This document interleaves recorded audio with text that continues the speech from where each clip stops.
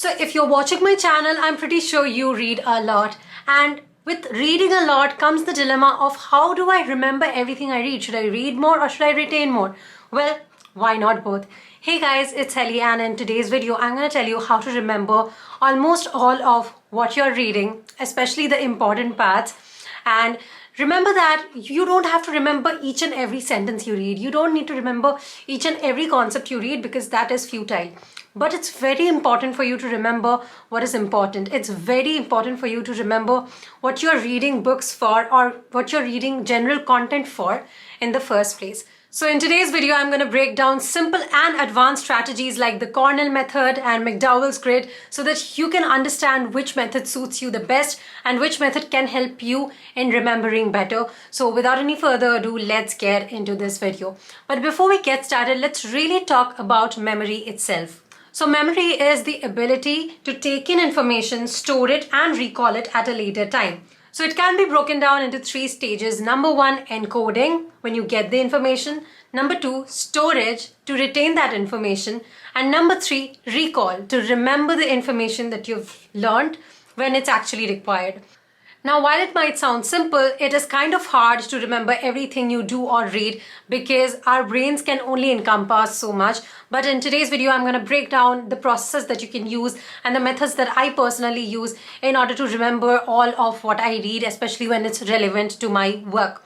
Now, the first thing that you can do is when you're reading something, actively ask yourself, why the hell am I reading this? So if you have an ex who has sent you a message saying that, oh my God, I want you in your life, it's probably not worth remembering 3 years down the line. But let's say you are reading a book in your field of career and it has some really good nuggets of wisdom that can help you 3 years down the line, 4 years down the line to become distinguished amongst your peers. Remind yourself that reading this book means that you will know more than others. When you know the purpose of reading, you automatically read it better with more intention. A lot of times we commit what I call as passive reading. Basically, we are reading, but our brain is not actively registering it. We need to register the information we are fed with. Otherwise, there's no point of reading. Might as well read the WhatsApp text otherwise. The next thing that you can do is read very actively. For active reading, there are 2 methods that I personally really love. Number 1 is the Cornell method. In the Cornell method, you basically take a sheet, or you can also take any note-taking device, and divide it into 3 sections. One section will be for the main notes of whatever you're reading or learning. One section will be for your personal thoughts and comments that you have, or maybe questions that you have about it. And one section will be the summary of whatever you learned. Whenever you're reading a chapter, whenever you're reading something important, always use Cornell method and put it down onto a sheet. When you're actively reading, you will be able to analyze what is important in a piece of text and what is fluff. And you will only retain what the most important parts of the text are and put it into that sheet. Cornell method works very well for me and I personally recommend this to you as well. But there's another method which is also very popular, and this was introduced to me by Josh Kaufman. So Josh Kaufman, the writer of the Personal MBA, talks of the McDowell grid. So in the McDowell grid, when you're reading something, you first of all ask yourself, what are you reading this for? Secondly, you ask yourself, what can you benefit from this information? Why do you need the information that you are reading currently? So firstly, it puts you in a very active mode of reading. And the next thing that you do is you basically make 2 columns. In one column, you write about the concept that you are learning while reading. And in the next column, you write about your thoughts on that concept. So you not only read, but you actually actively interact with the text. When you're interacting with the text, of course, it means that you are actively consuming what you're reading and you're really judging it. You're not just taking in information, but actually reflecting on what you're reading and whether it's right or wrong. I feel like a lot of times when you're reading a book, we tend to take the author's words for granted.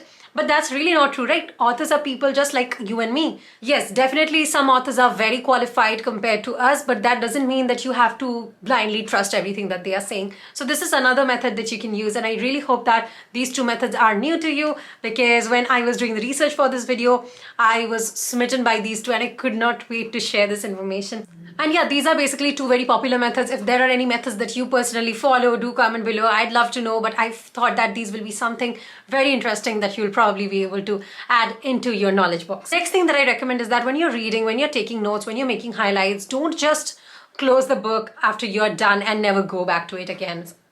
What you can really do is, once your information is created, sort it out, organize it. There's a lot of ways in which you can organize information. For example, you can save it into Notion, which is a very popular app for productivity and organization. You can also keep important notes and concepts inside a Trello board. Trello is another very good productivity and organization software. Now, it's not necessary to do it just via digital softwares. You can also keep it organized into different copies. That is something that I used to do when I was in college, and I still do it sometimes. I have these very pretty Doraemon and Shinchan copies, which is like very popular in Kolkata. So yes, that's a way in which I store information. I used to store information actually in the past. I'm a little bit more digital now, but what really matters is whether you're retaining the information you're thinking of or not. When you organize the information into pockets, it is going to help you so much to recall it, or bring it out right when you need it. Information is of no use if it's not with you when you actually need it. So make sure that you're organizing it into sectors that are important in your life. There's another sneaky hack that I'll recommend you in case you want to remember important things. When you find something path-breaking, something that you're really intrigued by, share it to your social media. Not only will sharing content to social media reinstate what you've just learned to your brain, it's also probably going to pop up in your feed or in your memories 1 year from now. So even if you've forgotten, Facebook or Instagram is going to remind you. So that would be probably a very sneaky way to make sure that you recall things that are important in your field 1 year, 2 year, or 5 years from now. And another way in which you can remember a lot is a very popular procedure called spaced repetition. I did not include it in depth in today's video because I think spaced repetition is something that we learn anyway if you are from an Indian school. Basically, you keep memorizing things on a timely basis so that through repetition, you remember the memory that is being created. Spaced repetition, in my opinion, does not work when you are self-studying or self-educated. Now, spaced repetition does not work for me when I self-study or self-educate, so I don't recommend it for you either for the same. But for me, what works is the Cornell method and organizing everything into spaces where I can easily just grab it whenever it's needed. And yes, these are some ways in which you can remember everything you need and recall things when it's actually required and not just forget it once you're done reading. I hope that these tips have been helpful, and if they have, give this video a big thumbs up. I hope that you've enjoyed today's video, and in case you have, let me know in a comment section below what is your favorite way to remember things that you learn on a regular basis. To end this video, I'll also point you to Joshua Foer's TED Talk, and I'm pretty sure you're gonna love it. And yes, and with that, I'm gonna end today's video. I hope that you like this video and you will implement some of these tips to remember more of what you learned, and I'll be back with another video next week. Until then, bye bye.